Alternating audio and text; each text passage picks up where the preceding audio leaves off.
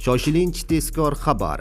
Barcha O'zbekiston fuqarolari diqqatiga. Hozirgina prezident xushxabar e'lon qildi.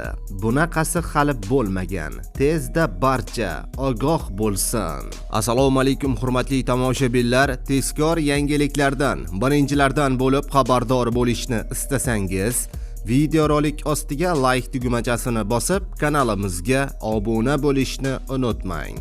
Like bosgan insonning qo'llari Ka'batullohning devorlarini ushlasin. Diqqat qiling, O'zbekistonda pamperslar narxi arzonlaydi.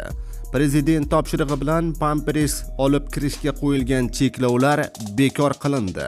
Endi O'zbekistonda yuqori xavfli tovarlar, jumladan tish cho'tkasi, tagliklar, bolalar kiyimlarini davlat ro'yxatidan o'tkazish amaliyoti bekor qilinadi.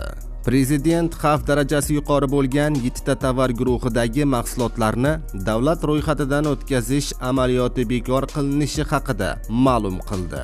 So'nggi yangiliklarni kuzatib borish uchun hoziroq like bosib, kanalimizga obuna bo'lishni unutmang.